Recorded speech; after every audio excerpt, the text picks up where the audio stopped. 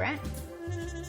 I'm trying to find the right words here. I'm writing a note to Tom. You know, he works really hard. He's a professor. He's trying to help students know Jesus.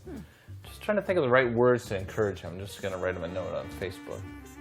Well, you got your computer. Why don't you look up a definition of wisdom for me? Okay. Wisdom is the quality of having experience, knowledge, and good judgment. The quality of being wise. It sounds like Tom. Wonder if I can send him a passage to include. Can you look up Proverbs 25:28? Okay. I think that would be a good one. A man without self-control is like a city broken into and left without walls. What made you think of this verse? Well, you know Tom, he's wise. He's got like lots of self-control. And I just think about character. And I've heard that character is who you are when nobody's watching. Yeah, I know you've heard that. I say that to you all the time. You heard it from me. I think Tom just always does what's right, and he acts with integrity, even when no one sees. Well, how would you know? Oh, I know things, dear. So Tom has great self-control and great character. Well, I agree. But how do you think he became a man of such character? Well, I think it comes down to, like, are you willing to do the right thing all the time? So it doesn't matter what your circumstances are, your consequences, if you're going to suffer personal loss, any of those things. It's just doing the right thing all the time. Like Daniel, Shadrach, Meshach, and Abednego. I guess so. When they were exiled from their homeland, they showed remarkable wisdom and self-control, even when their lives were threatened. We can read about them in Daniel chapters 1 to 3. Yeah, so you think about it, in those days, so Israel was taken captive by Babylon, right?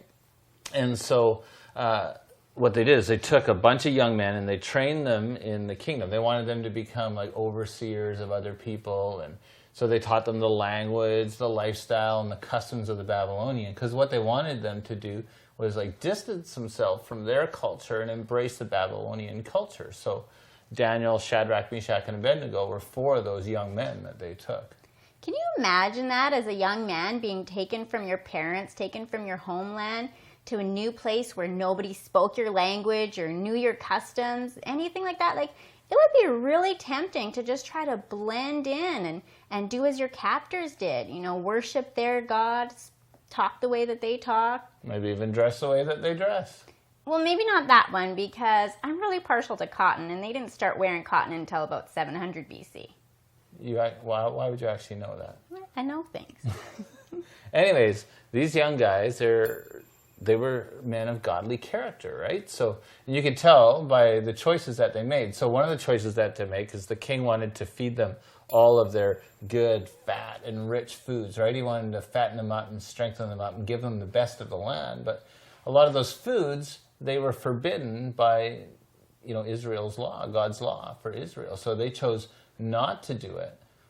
Don't tell Emmanuel that story, because he will think that serving God is the worst thing ever. Why? Because all they did was eat vegetables? Exactly. But God honored their decision and gave them remarkably good health. Let me read you a passage here from Daniel 1, verses 17 to 20.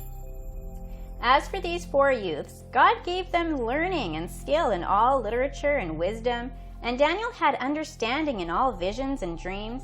At the end of the time, when the king had commanded that they should be brought in, the chief of the eunuchs brought them in before Nebuchadnezzar.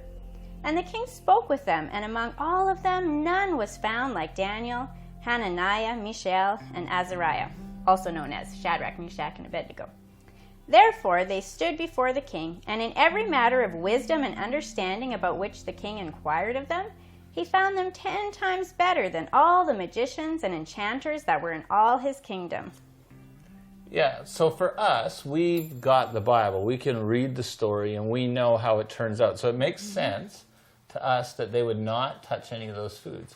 But for them, can you imagine the self-control it would have taken for them to not know what the outcome would be, but to choose to honor God instead of just going along with what their captors wanted? And we read later that Daniel chose to be disciplined in prayer even when it became a legal offense.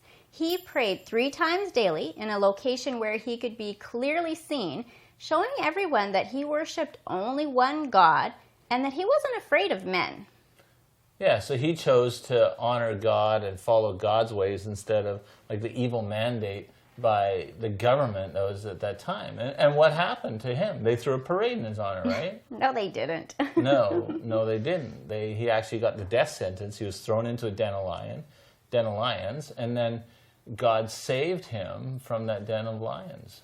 And the other boy, Shadrach, Meshach, and Abednego, refused to bow down to an idol, to a statue of Nebuchadnezzar. So they didn't deny their faith, even when their lives were threatened.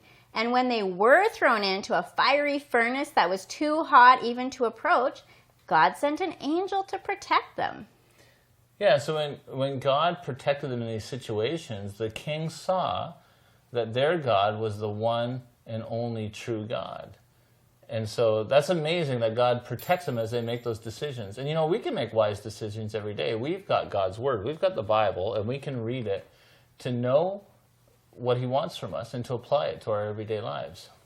So we need to trust that knowing God's truth is what will make us wise. He can help us make wise decisions. He's the source of wisdom, not our feelings or emotions or worldly philosophies.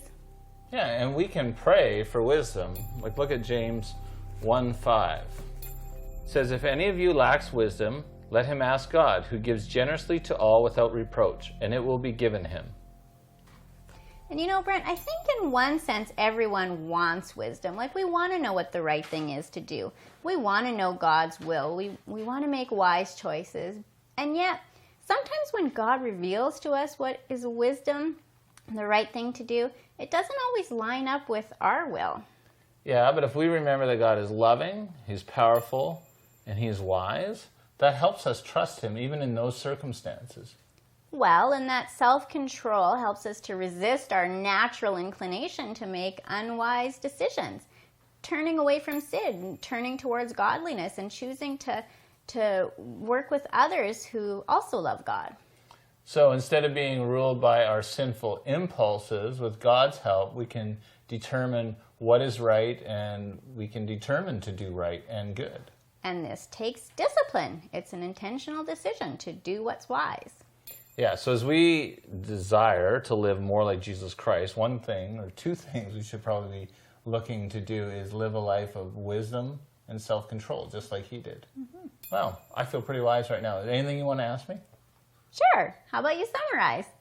Oh, okay. Let me summarize it. Wisdom and self-control require us to believe that God's Word is the source of wisdom, and that we must control our sinful impulses in order to act upon this wisdom. The book of Daniel gives us good examples of wisdom and self-control. These virtues require that we turn away from worldly wisdom and pleasures and do what honors God. Well, thanks for your help. I think I need a snack after all this work. Can I just go get something from the kitchen? Oh, okay. Maybe you can grab some for me too. What are you getting? Oh, you can't have any. It's chocolate. Are you sure it's wise to have chocolate at this time of day? Well, it's good to have chocolate at any time of the day. Is it wise? I don't know. But I need some.